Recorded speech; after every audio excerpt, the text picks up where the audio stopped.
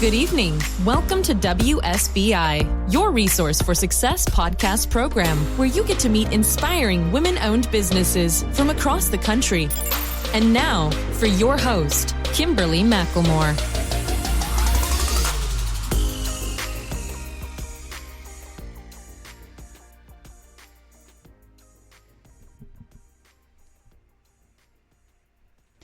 All right, good evening and welcome to WSBI, your resource for success podcast program, where you get to meet inspiring entrepreneurs and women-owned businesses from across the country. I am your host, Kimberly McLemore, President and CEO of the Women's Small Business Initiative, LLC, and award-winning author. Welcome to another night of sharing. With us, we have special guest Dr. Naieema Jackson. Dr. Naieema is the CEO of the Determined FemPreneur for online service-based female entrepreneurs. They are the leading sales and operations strategy program that helps their clients earn consistent 10K months in 60 days while working only 3 to 5 hours a day. We do this by combining a unique blend of high-ticket sales, messaging, and operations. Dr. Naieema is also the host of the Determined FemPreneur Podcast. She's determined in every sense of the word and believes that determination was the key to her earning multi-six figures in her first year as a coach while pursuing a PhD, raising a family, dealing with an anxiety disorder, and working as a nursing professor. Her coaching and belief centers around helping women overcome while being determined to reach their entrepreneurial goals. So without further ado, please help me welcome to my platform, Dr. Naieema Jackson. Hi, Dr. Jackson. How are you? Hi, Kimberly. I'm so good. How are you? I am doing great and so excited to have you on this platform tonight because I cannot wait to hear your story because being a doctor, running a business, raising a family, you have done it all and are doing it all. So before we get started, above all the great questions, please just tell my listeners a little bit more about who Dr. Naieema really is. You know what? I am a recovering workaholic. I am somebody who really used to just put everything, my work in front of everything and sacrifice so much, right? So when I came into entrepreneurship, I did the same, like many small business owners. But guess what? It didn't lead to much impact. It didn't lead to that success. Now, I am that entrepreneur who teaches other entrepreneurs how to work less, have an even bigger impact, and have lined pockets. Okay, yes. And, I think that every entrepreneur, like I said, goes through that process in the beginning of feeling like if you're not working 80, 90, 100 hours a week, you're just not doing anything, right? Yes. And a part of it, and a part of it is that because we come from, not everybody comes from entrepreneurship, but everybody's used to having that work mentality and thinking that, hey, if I'm putting in all these hours in for somebody that I can work with, then I can do the same in my own business, but not realizing that yes, we actually burn out quicker when you're running your own business. And that's a part of it is because we are still constantly learning how to be more efficient and effective. But at the same time, you still have to build who you are, what your brand is, and what it is that you're trying to portray and get out here and help other people do. Because we all know there's a million of us out here so-called trying to do the same thing. But at the end of the day, you have to find ways to stand out and have to be able to make money. So before we go down this journey of your business, I would love to hear more about how you got started and what you're doing and how did you decide to go from being a doctor and continuing and then running into the business and doing the business that you're doing today. Absolutely. So I am actually a registered nurse by profession. I have a PhD, which is where my doctor title comes from. And I knew years, for at least the last 5 years of my nursing career, that I just didn't enjoy being a nurse. I didn't enjoy it at all. And there's some aspects I enjoy. Like, I am a people person. I love to talk to people. I love to see people get better, but that doesn't mean that I have to be the one providing care. Right. So the last 5 years of my career, I was miserable. So I said I can either stay here, and not necessarily a job, so more of my career. I can stay as a nurse. I can continue to not like what I do. I can continue to just stay because it's safe, because I get a check every 2 weeks. Mm-hmm. Or I can really step out and do what I enjoy. So I came out and I started a health coaching business because I thought, I've been a nurse at that time for about 17 years or 16, 17 years. So it's natural for me to be a health coach. So I was a health coach helping women lose weight. And then I realized two things. I realized I didn't want to do anything health related, and that though I was from my nursing career, healthcare was not my passion. Mm-hmm. And I realized that I was really good with change. And I realized that from maybe my 4th month of business is when I had my first 5-figure month, and it grew from there. Mm-hmm. And then I started taking like strength assessments like Kobe A, and it literally would say things like, you are a natural self. So I'm like, okay. Then I took some of those soft skills I learned from being a nurse, really listening. Like a lot of the soft skills we learn as nurses are literally in line with what it takes to be a great salesperson, relationship building, a listener, reflecting back on what they're saying, making it about them and not you. Took those skills and now have this amazing coaching business that really focuses on sales and operations for online service providers. Wow. And that's true. I mean, like I said, a lot of the skill sets that you had, I think that though the difference is, like you were saying, that people feel like, okay, well, you've got these skill sets and you think you can mold them and put them into entrepreneurship, which is fine, but finding that right balance, finding what really is suiting for you. And you went through a couple different things in order to determine what really was best for you when it came into the coaching lane. And, when you talk about health, I think it's funny how you talk about that a little bit because, when you're going and you're getting your appointments and everybody's always, talking about staying healthy and doing so forth and so on and thinking that, okay, well, I can coach people how to do that. That to me is actually would be harder to try to coach somebody that, you got to stay healthy, because it's a constant reminder for people about what they're doing wrong. And it's like, how do you you know what I mean? How do you, put yourself in that predicament? And I think today, some of the nurses that I have seen, they look more like I guess, I don't know if this is a better way to say it, in quotes, everyday people. So that, you get to see the people who are dealing with those same struggles that you may be dealing with, and knowing that it's a part of progression, not about perfection, right? So when you're doing something in this line of being a coach, you're definitely were able to pull all the things that you are used to doing as a registered nurse, and knowing that, like you said, you're talking to people every day, you're actually listening, you're actually learning something.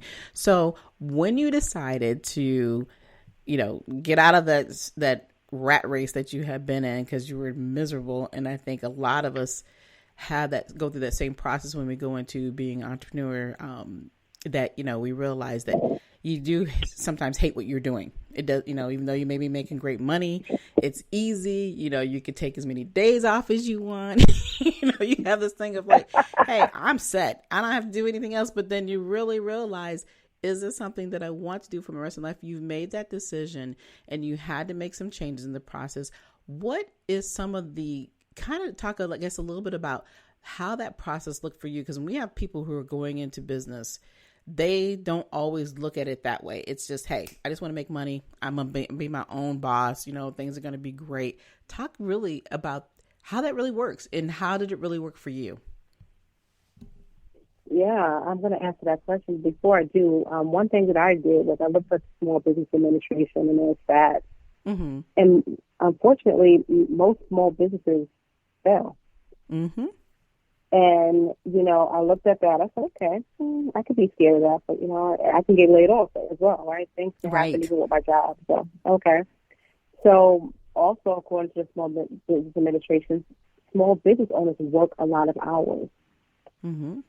They tend to work a lot of hours. And yet, many of them are not even bringing home 6 figures.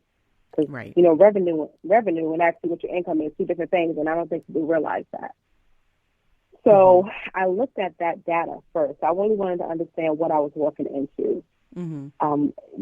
data-wise. And I said, my business will be here in 5 years. That's a promise I made to myself. And the thing that I did when I wanted to become a nurse was the same thing I did when I wanted to start my business. I went to someone who knew what to do to get me to where I wanted to be. So in this case, in my business, I went to a business coach. Before I did anything, I hired a business coach. I didn't try to figure it out on my own. And there's nothing wrong with trying to figure it out on your own. There's many people who have and are successful. Right. However, I had I said, everything else that mattered to me in life, from when I bought my house, when I picked my children's school, when I went to college, everything I did, I looked for someone who knew better, the realtor, the professor, maybe parents in the neighborhood, because they've been there, they've done that. Right. They may be able to see things and ask questions and guide me in a way that I never could on my own, because I just really I didn't have the experience at that time. So hiring my business coach was probably the best decision, it was the best decision that I could make. Yeah, and I like the fact that you talk about, I'm going to just stop you just for a second, the research, the constant research, and that's where most people fail before they jump in all fours, but they don't do any research. It's one thing to say, I'm good at what I'm doing, but can you be successful at it? Okay, you can go ahead. I just had to point that out because I think that's so important that you've done that piece. And then on top of it, you said, okay, I need somebody to coach me. I need to understand, why am I getting into this, or why do I want to get into it, beyond the fact that, I'm already stable. I can do all these other things, but you wanted to be happy. So continue on. I love it. And then I actually implemented what my coach and I agreed on. Because I think so many people enter, coaching containers, and they look at this coach as somebody who can save them, who can really help them get there. And while you want this coach to guide you and help you, they can't be the CEO of your brand. That's right. And as the CEO of your brand, and I took that real seriously from the beginning, I wanted to make sure that I did everything that my coach and I agreed on. She didn't just tell me what to do. She got to know me. I set some goals. So we literally laid out a plan that felt authentic to me. And that helped me. Right. And that's important, because I think a lot of people, they get into the business, especially in the coaching, because coaching is such a broad category. And I think people become copycats because they're not understanding who they really are and what they want to do, because they've said, you know what, this is what they said I had to do, and I'm going to do it. But does it really work for me? And I think that's the most important thing that people have to understand coming into any business, is that, what is your purpose? Why are you there? What is it you're really trying to give to the community, and that you feel that you're better at than the next person? So, your logic and thinking, I love, because you have taken everything, that all of your personal thoughts, and then you said, you know what, this is what's important to me. And now this is what's even more important to me to understand. If I'm going to do this, here's the steps I got to take in order to be a success. Exactly. And I appreciate that, Kimberly. I just feel like that's what you need. You need that big why. You need those big goals. Because what that does is when you have those low months, those months when no one signed up, when you have, the imposter syndrome that comes up for many women, when you have that bigger goal, when you have that bigger expectation of you and yourself and what you want to do, you take those low moments and you say, okay, what can I learn from it? Let me brush myself off and let me keep going. Right. You don't quit as easily. Right. Because that is now true. the onus is on you as an individual. Like my business is going to be successful. I remember this the first class I took in my PhD program was literally a philosophy class. And philosophy is very abstract. And if you think about nurses and healthcare, it's very black and white. Like, if you have chest pain, you have chest pain. I'm not going to have, any abstract. So a lot of right. So a lot of my classmates were like, scared. And I'm not going to lie, there was a little fear that came up with me in that class. I was like, oh, my God. And it was a very, very difficult course. Mm-hmm. And I remember some of my classmates saying, oh, my gosh, I'm going to fail. I'm going to fail. Those words never left my mouth. And I remember at least 6 out of the 21 people mm-hmm. who started with us during that first class failed that course. Wow. Because they kept telling themselves, I'm going to fail, I'm going to fail, I'm going to fail. Mm-hmm. Right. Yep. You got to be careful what you say to yourself. Absolutely. Even in business. Mm-hmm. Right, because my business will be here. Now, I'm saying this publicly. My business will be here unless I'm not. That's me holding myself accountable. Right. Like, that's me holding me accountable. Right. And that's true. And because there are many days when you're in business, you do feel like some days like, oh, why am I doing this? Why did I leave what I had? Everything is this because you're human. And this is how we go through this process. But if you don't believe in yourself, there's absolutely no reason why anybody else should.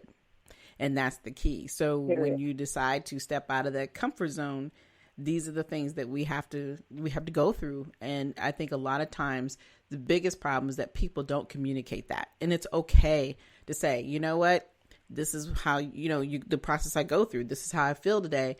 But it doesn't necessarily mean you have to say to yourself that you're going to fail and you're not going to make it. It's just the process of change, and change is hard. And growing is hard sometimes. It's easier to just stay stagnant if you think something is working and it's working well, but then at the same token, when you do stay stagnant and that change has to happen, you have to be prepared for that. And I don't think a lot of people prepare themselves. They don't think about some of the onus of what it comes to. Hey, I'm here, I've made it, I'm maybe making this money now, but where am I going to see myself later down the road? How am I going to grow? And you've taken those steps, and you're telling people this is how it needs to be done. But like you said in that class, everybody said before they even got started they were going to fail, and they did. They did exactly what they said they were going to do. So, and it's crazy. Like, and I also want to I love the points that you brought up, and I also want to bring up the point of if you have yet to do something in business, and you've hired a coach to help you do something, and you don't want to try something new, then, it's going to be very difficult for you to be successful. Here's case in point. I had a young lady who was a coach, and I'm not going to say what industry was, because I don't want to, point her out. Mm-hmm. And she had worked with two other coaches, and she had never signed a client yet. Wow. So she came into my program, too. So she had a very, very, very good coaching, how I say, she had a good niche, a niche that really is something that is necessary. Mm-hmm. So she came into my program, and we were doing a coaching session, and we were going through lead generation for her. And again, I don't believe in the cookie cutter. I believe literally, let's get to know you. Mm-hmm. And she said, oh, I don't want to do this lead generation. I had some other ideas. And I said to her, can I ask you a question? She said, yes. I said, can you tell me how many clients you signed in the last year of your business? And she said, none. I said, so I'm your third coach, and you're having a hard time listening. You're having a hard time really not just moving your business forward. I said, but really doing what you need to do just for you to reach your goals. Mm-hmm. I said, so can you tell me specifically, is there a fear there for you? And she literally said, I am so afraid to fail. Mm. I am so afraid to fail. So I want to talk to those people out there who start coaching containers, or either who started their business without a coach, and you keep starting and stopping. Mm-hmm. If you can get to the core of why you start and stop, you are already, but you can definitely be a very empowered woman or person, mm-hmm. and have your business run the way you want it to. Exactly. Get to the core of it. Exactly. And by her just saying that, probably took off several years of worrying and that heavy weight off of her shoulder, because she just needed to admit it, that it was okay. Yes. And I think that's the other things that people need to understand. It's okay to not look at it as failure, but it's okay to realize that mistakes are going to happen. Things may not be perfect in the beginning. They're not going to be perfect throughout the whole year, 5, 10 years, or whatever amount of time that you last and decide to stay in business. But at the end of the day, you have to learn from it. You have to understand, where did you make those mistakes? If they were mistakes that you made, and even if you didn't make them, what could you have done differently to put yourself in a better predicament? And I think that's the biggest thing about being in business, is understanding that it is okay to not be perfect. And it's okay to say, I don't know something, and then learn it if you need to learn it, or either hire the appropriate people to help you get things done that need to be done. And so in her circumstances, it's, amazing to think that, being coached is time and money. That was a lot of time and money lost because of fear, by not saying the word and not, and realizing that after you had to make her sit there and listen to you long enough to even get it to come out. And that, like I said, a lot of times if you're not listening and if you're not willing to learn, you're definitely not going to be able to move forward. That's the other thing that I find that people do in business as well. Yes, 100%. Like there's really no need to beat yourself up, because failure, I always say failure is a good thing. Mm-hmm. And I'm not talking about like a major failure and a little failure. All failure is a good thing, because there are lessons in failure that are not there in success. And failure does not mean that now I can no longer have a business. Right. No. Because right. if any of us are honest as entrepreneurs, I don't care how much money we've made, I don't care what we've been, who's interviewed us, we've all had failures. Mm-hmm. And the lessons Absolutely. I've learned about myself, the lessons I've learned about business have been amazing. And I always say, entrepreneurship has been the biggest self-development journey I've been on. Yes, you definitely learn a lot about who you are. You do. And you definitely learn a lot about who you are. I'll be like, ooh, there are days. Like, nobody wants to be around you right now. Go away. I'm talking to myself. Yes. So, yes, absolutely. Yes. Yeah. Business is definitely a journey. And I think that if people start to truly understand it, that it's exactly what it is, it's a journey, like anything in life. And then once you can grab onto that and realize that, you're going to have those ups and downs, you're always going to be a success. Because as far as I'm concerned, you're a success just by even trying and stepping out of your comfort zone and doing something that nobody else is doing, and that you're doing it your way, and you're doing it in a way that where it will always benefit you, but as well as benefit those that you are reaching out to and that you're providing the business to. So Dr. Naieema, talk a little bit more about exactly a couple of strategies of what you provide in the program that you have to your clients. Absolutely. So I teach my clients really how to put the right operations in place, so that they can actually have a more efficient process that is not time consuming. So I really teach them how to build a system out for basically everything they're going to do in their business, from client onboarding to lead generation, even to sales. Yes, you heard that right. I teach my clients that you can make sales without sales calls. I can't tell you the last sales call that I've done. So I do this all through systems. So this is why I call myself an automated sales strategist, because I've married systems and sales in such a way that allows my clients to focus on actually serving their clients, not spending hours upon hours on sales calls or trying to find leads. So so again, we do that by building out a very specific funnel that we've tested time after time with us first, and then with multiple people with multiple online service niches, and it has worked like a glove. Of course, it's always areas to tweak, but if you hear nothing else from me, hear that your system should be doing the heavy lifting for you. We've been lied to that hustle culture is the way. if hustle culture was the way to success, well, I'll say this. There's a startling statistic out there that only 39% of Americans have $1,000 available for an emergency. If an emergency happens, only 39%. Americans work more than most other people in the world. Other places, they have siestas, 2-hour lunches, they have X number of weeks of vacation. Right. We're working hard. We're hustling. So I really teach so we have a mindset coach as well that teaches them like, let's get rid of that belief that if you're not working extremely hard, you're not worthy or you're not impactful or you're whatever. All right. How can you show up for your clients? Better yet, how can you show up for you?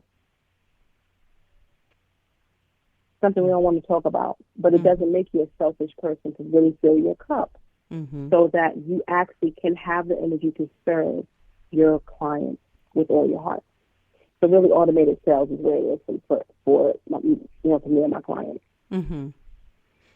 Yeah, that's interesting. And I like that process. And I don't, we won't dive too much more into it, but, I think that the process that you have is unique in the way that, you're laying it out to really make the person think and not just, like you said, get on the phone and just start selling and talking, because a lot of times I think, like I was saying earlier, that being a coach is very broad. And if you don't understand and know what coaching that you're trying to provide to possible clientele, you're going to be struggling the whole time. And so with you being able to, have those entities within to understand this is how you get from A to B to C. And the thing I love too is the mindset coach, because if that mindset is not right, it don't matter what your program has to offer. You're not going to be able to move forward if your mindset is not in gear, right? And that's a biggest problem about people who are going into entrepreneurship. You still have to change. You cannot have that mentality, that work mentality, and that other mentality. If I build it, they're all going to come, right? So we all know how that process works. I learned that the hard way. I learned that the hard way. The first 2 months of my business, I did no lead generation. I was like, oh, it's a great program, so people are going to come to me. Right. Yep. And yep. Yes, you're right. I agree. I've experienced it firsthand. Right. Yeah. And I think any honest entrepreneur is going to tell you that we have all gone through that process, because, when you make the decision to step away from, like we said, your comfort zone of being an employee, everything's working great, you just don't really like what you're doing, but hey, you're getting paid well to do it. It's a heck of a thing to say, I'm going to step away from this and I'm going to jump into this. And I know that I can do it better than anybody else, because we have to pump ourselves up to do that. And then when you get in there, realize it's like, wait a minute now, I've put in all this work and I'm not getting one person. I went through the same process with my business when I initially was like, hey, I'm going to have this great membership program. And I got crickets. So I was like... I was like, well, this isn't working very well. I got to figure this one out, because everybody has a membership program, So it's like, you all go through that. Yes, you go through it. You have to figure out what works for best, but you have to know what you can bring to the table that you're the best at. And I think the other thing, like when I was talking earlier about the fact that we have so many people who are copycatting, is because they just don't know what they want to be when they grow up yet. And they have to figure that out. They don't. Because, we've been told that who we are naturally is wrong. For example, as a child, I was always a talker, and I was told, you talk too much. Now I'm making money. Talking is the very thing, yes. Hello. They told me to stop doing. So I always say to my clients, because when some of my clients come in, they already have established businesses. Some of them are still trying to figure out their niche. I say, what is that thing you did when you were a child, a teenager, etc., that everybody told you to stop doing? I used to cook all the time, and my mother said that, blah, blah. So, do you still like to cook? We just get it out. Right. It's and just, then just and that then, simple to get to know yourself. exactly. And then you start to realize, once you start opening up those doors of your own self, you start to realize there's other things that you've enjoyed doing. You just never took the time to do it. You didn't realize how talented you are, because we're so ingrained from the time we're brought into the world. What do? You go to school, you get a degree, and you work. It's like, and then, your life is over with, That's the normal. And if you want to do anything else, you're lazy. Yes, exactly. This is the path, the conformity that, we're all have been brought into for many years. And, when you're a minority, that is like the thing that's in stone. This is how you have to do it, because, you want to make sure that, you want your kids to do better than what you did, and so forth and so on, which is fine. Yep. But, we don't find a lot of people who will say to their kids, especially as minorities, that, we don't always hear, go to school, it's fine. And if you don't want to go to school, become an entrepreneur. What it is that you like to do. We don't always hear that balance. And so, we have to be the generations to maneuver that out and get that out to our youth, and making them understand there's so much more that you can continue to do. I have nothing against going to school and getting a degree. I have my own, the whole 9 yards. But in this day and age, I honestly believe that you don't always have to have a degree for everything, and it's not for everybody. Thank you. And you can go on, like, there are these Ivy League universities that give out these free certifications. I give out that have these free certifications. So if you want to study ads, because you want to, put together an ads agency, you get to study it for free. Yeah. Or for $39, something inexpensive. Yep. To teach you how to do that. So our kids are specialized. They don't want to do they're not putting up with the generalized education that we put up with. Exactly. 2 years of liberal arts studies before you can get into your major? Why? Yeah, which is ridiculous. And at the end of the day, it's all about money. It really is all about money. And you still have, there's, hundreds of thousands of people walking around with degrees in their hands and can't even find a job. They're lucky they can get a Burger King job, whatever place they're at. So it's just the attitude and mindset that we're ingrained in with every day. So, when you hear about people who are being entrepreneurs, they work for themselves, people still just need to understand that we have gone through a journey. And it was not just, we woke up and this is where we're at. We have a silver spoon and we're here. It didn't work that way. We've learned the lessons that we need to learn, but we're trying to teach other people that they don't have to do it the hard way. And that is the key. And that's exactly what you do every day, is teaching them not to do it the hard way. Because when I read your bio, I was like, 3 to 5 hours a day. I'm still trying to get to that point where I don't have to work the extra hours, And even though, you don't mind it because you're doing something for yourself, but at the same time, you still, like you said, you deserve a life. You deserve to be able to say, hey, I'm going to take off this amount of time. I'm going to do this, but you have to be prepared for all of that. And that's the other thing that we all understand being an entrepreneur. Days you don't work, you don't get paid. So you need to learn how to build that business to where the success is always there, even when you're not working per se. I always say, if your business depends on you being available and there all the time, it's not really a business. And that's how we all start. We all start with our businesses depending 100% on us. Yeah, that's true. So there's nothing wrong starting there. So don't hear what people, where I am right now, and say, I got to get, no, you're going to get there whenever you choose to. Right? But the reality is this. I literally build my funnel in such a way that I don't have to be there.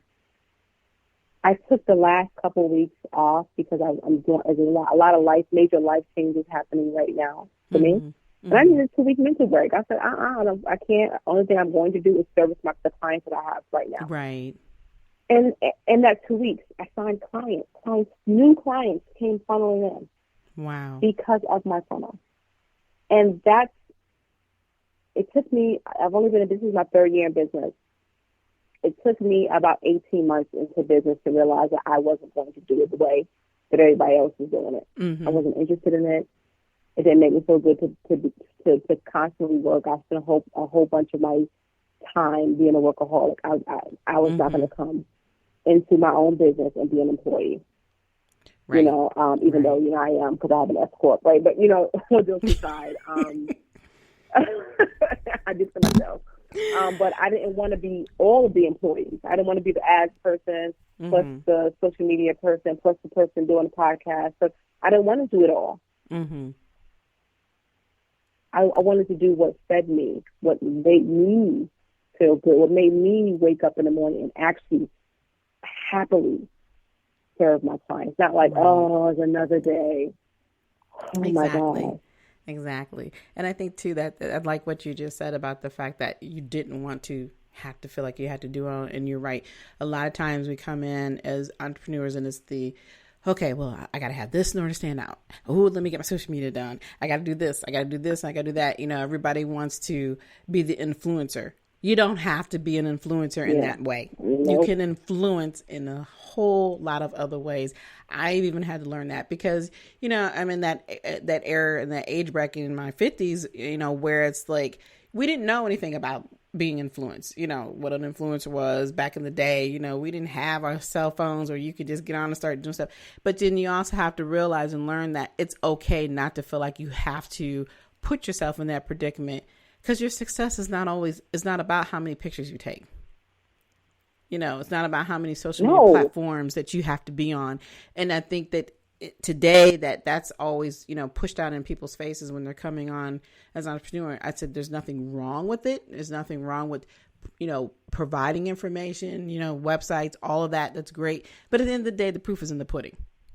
Bottom line, if you're not doing your job, you're running your business properly, you're not providing a proper coaching business or whatever the case of the business may be, you're not going to be a success regardless, because people will not be there, because we all need each other in order to be a success, right? And, that's a big part of it. It's not about how many pictures you take and that you're snapping every day. It's really the work that you're doing. I had a woman, I just did a reel about this on IG. I had a woman who had 16,700 followers come to me because she still hasn't gotten to a 10K mark on her business. His 16,700 followers. So when you focus on vanity metrics, such as the number of followers, such as the number of likes, you are just trying to be an influencer. And there are many influencers making a lot of money, but most of them are not. That's right. I'm just telling you. No, and then you're right. You're absolutely so just be right. mindful of that. Mm-hmm. And then I tell people, go ahead. I'm sorry. Go ahead. No. No, and you're right, because as an influencer, the key is that too, a lot of these people who are making that money, they have a whole team of people. That's all they do all day long is put them out there, do whatever it is they're doing. And that's how they make their money. It's how they continue to grow, because once you get into that, you start it. You can't just say, oh, well, I'm good today and I'm not doing anything tomorrow. No, you have to continually keep yourself out there in order to make the money, in order to keep the likes and all that other stuff that is that. And they're not making the likes off of the people who are liking them. They're making them off of companies who are willing to pay them to do the things that they're doing. Yes. So yeah, you got to make sure that you got to make sure, are you coming out to be an influencer? If so, that's the business you're starting. Okay, very different parameters from if you're coming to be a coach, a virtual assistant, an OBM, a copywriter. Very different. You can get hundreds of likes and not make $1. That's right. Yep. So that's really who we are. Absolutely. So, Dr. Naieema, I know we're running a little over time, but I do have a couple more questions for you. So talk to me about your podcast, because, I love podcasters. So tell us a little bit about your show. So my podcast, the Determined FemPreneur Podcast, it's really talking to women who have overcome something to get to where they are in business. Mm-hmm. Because we often hear, and it's not always talking to other women, it's also talking about myself. I give very, very practical advice. We often hear of, hey, I did this in my business, or my business takes me to this country, or I interviewed with Oprah. All those things are amazing. What did it take to get there? Mm-hmm. Because I want people to know, no matter where you are, stop comparing yourself to my present. I need you to know that I wasn't always here. Mm-hmm. And the reality is, if I did it, if my guests did it on the podcast, they made 6 figures or they overcame something or whatever, you can too.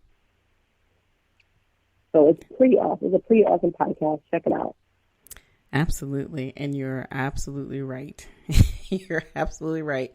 It's just that constant, attitude of understanding that you don't have to be Oprah. You don't have to be somebody else. You have to be who you are. You have to know that you stand out and that you should be following your own footsteps.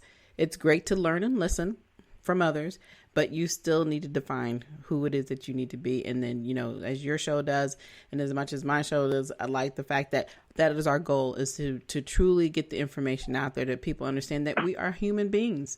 And this is how we started. This is our story. This is our journey. You can learn from it, but you have your own journey that you have to step into your own greatness. All we can do is provide you the foundation. The rest is really up to you. Period. The rest is up to you, and there's something about you. I don't care if you're going to be a coach in a very saturated industry. Mm-hmm. There's something about you that everybody else doesn't have. Right. When you tap into that authenticity, and you stop looking at everybody else, you stop copying, you stop doubting yourself, let me tell you, you are powerful. And everybody needs to hear that. We all are powerful in some way, because there's somebody out there waiting for you. Somebody out there is waiting to hear from you or to know that you exist to help them get through a problem. So when you start making it less about you, you have your goals, you hold yourself accountable, and more about, hey, somebody's waiting for me to help them start their business. Somebody's waiting for me to help them, overcome their diabetes. Mm-hmm. You become a powerhouse. That's right. You become a powerhouse. Exactly. So the key is dream big, tap inside yourself, figure out what it is that you like to do, truly like to do, and what you want to offer. What do you want to bring to the table? And as we always say, create your own. You don't need to be at somebody else's table. Learn to create your own. Nope. That gives you the power that you have for yourself. That is the key. So Dr. Naieema, before we go, I definitely want to say thank you for coming on the show, but please tell the listeners how they can get a hold of you, where they can listen to your podcast as well. And if there's anything else you'd like to share with us, please do. Absolutely. So I always say, don't just follow me. Send me a DM on IG, Instagram, at Dr. Naieema, DrNaieema. I respond, yes, I do. And I'll probably send you a voice message, because that's what I do. Secondly, my podcast, the Determined FemPreneur Podcast, you can find on all sources, Spotify, Apple, all the different places to find any podcast. And Kimberly, I want to thank you for allowing me to be here. It is my pleasure to have you on. It has been a wonderful conversation. I definitely learned a lot about who you were and love your personality. And thank you so much for doing the things that you are doing and helping everybody get to where they want to be in life and have the success they want to have, because it's important that we all need to realize that we all look at success differently, but we all have it within us. And, that is the reason why we're all here in business, is to help you shine. And you are definitely doing that. So I appreciate you doing what you do, Dr. Naieema. It's been a pleasure, like I said, to have you on. For everybody else, before we close the show tonight, of course, we talked a lot about our personal journeys, how you can overcome those personal journeys, and how you also maintain becoming a success.